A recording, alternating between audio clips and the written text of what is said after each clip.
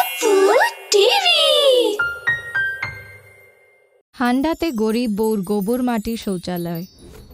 এই কাঁপানো ঠান্ডায় সকাল 4টে খোলা জায়গায় শৌচ করা আমি একদম পারবো না। আমার গাটা সব ঠান্ডা হয়ে কুকড়ে যাবে।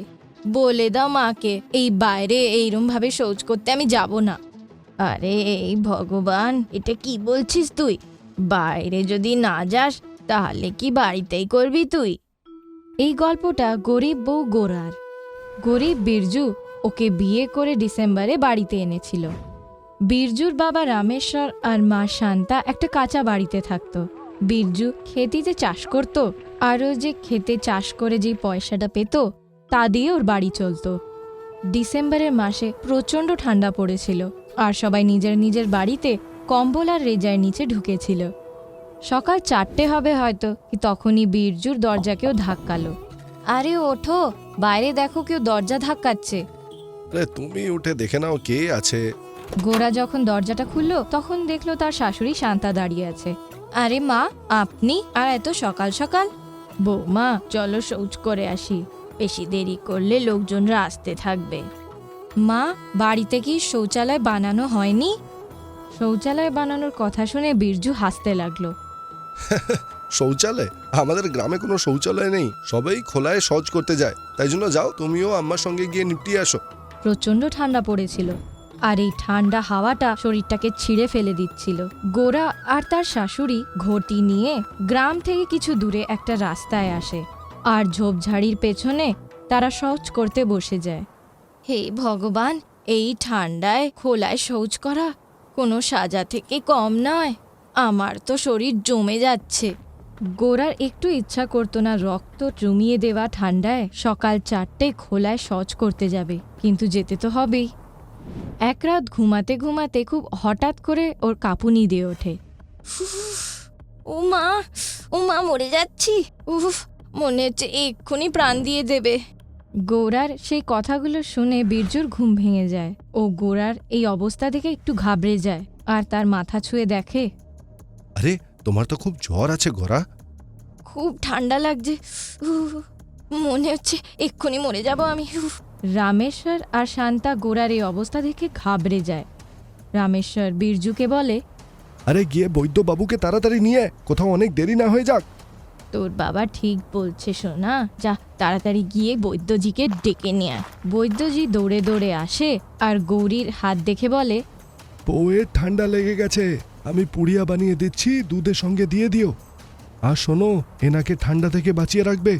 পরের দিন সকালে যখনই শান্তা তার দরজা ধাক্কায়, খোলায় শৌচ করার কথা ভেবে গোরার প্রচণ্ড কাঁপুনি দিতে লাগে। বিরজু উঠে দরজা খোলে।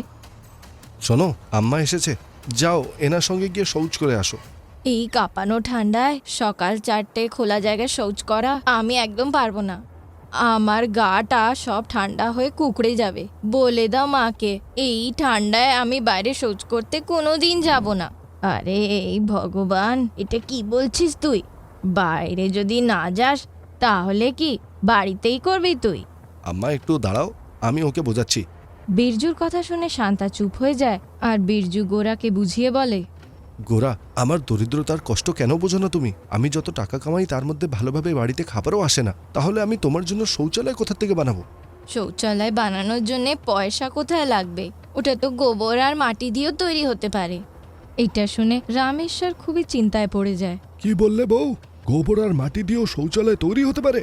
আর নয় তো কি বাবা, গোবর মাটি আর ভুসা দিয়েই তো ইট বানানো যায়, আর ওই ইট দিয়েই তো শৌচালয় বানানো যায়। এইটা শুনে রামেশ্বর, বিরজু আর শান্তার মুখে হাসি ফুটে যায়। তারা তিনজন গোরার কথা হ্যাঁ মিলিয়ে বলে, আরে যদি এই কথাই হয় তাহলে বলো আমাদের কি করতে হবে? হ্যাঁ বাবা, বলো, তোমার কি সাহায্য করতে পারি আমরা?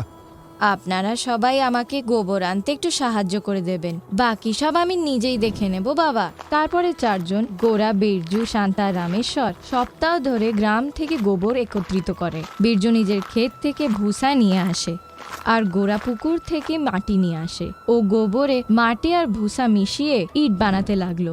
ওকে এটা করতে দেখে কমলি আর বাকি মেয়েগুলো ওর মজা করতে থাকে। আরে দেখো সাবিত্রী, বিরজুর বউ পাগল হয়ে গেছে, কোনোদিন মাটি আর গোবর দিয়ে শৌচালয় তৈরি হয়? খোলা জায়গায় যেতে ওর কষ্ট হয় বেচারি, এই জন্যে মাটি আর গোবরে বাড়িতে শৌচ করবে।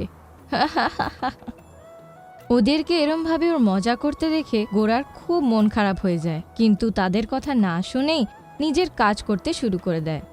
সবাই মিলে ইট তৈরি করে নেয়। ইট অনেক দিন ধরে রোদ্রুরে শোকায় আর তারপরে ওটা দিয়ে দেওয়াল তৈরি করে।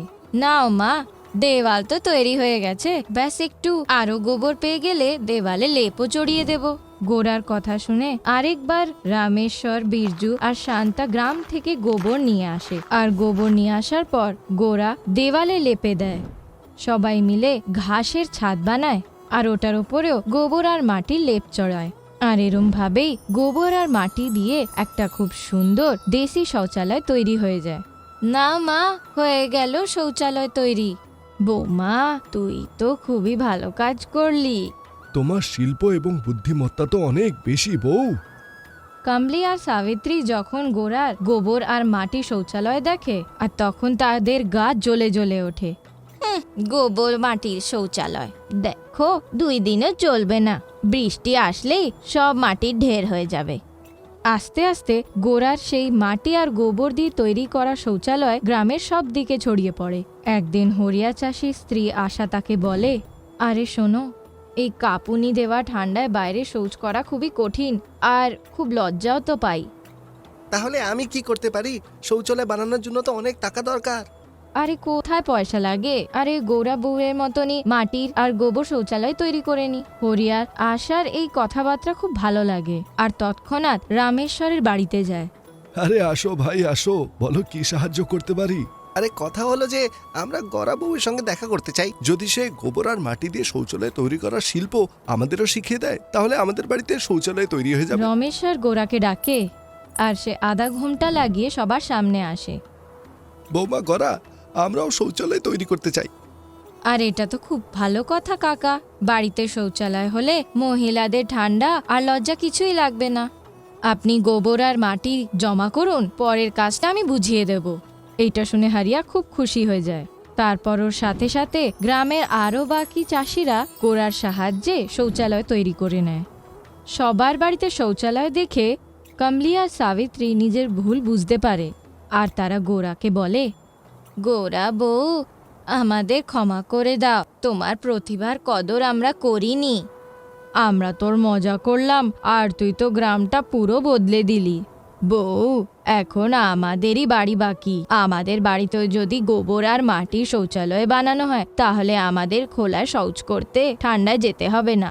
কাকিমা, একদম চিন্তা করো না, তোমাদের বাড়িতেও শৌচালয় তৈরি হয়ে যাবে। এইটা শুনে কমলি আর সাবিত্রী খুব খুশি হয়ে যায়। গোরা ওদের বাড়িতেও গোবর আর মাটির শৌচালয় তৈরি করে দেয়। আর এইভাবেই গ্রামের মেয়েগুলো ঠান্ডায় কাঁপতে কাঁপতে খোলায় শৌচ করতে মুক্তি পেয়ে যায়। Kapoor TV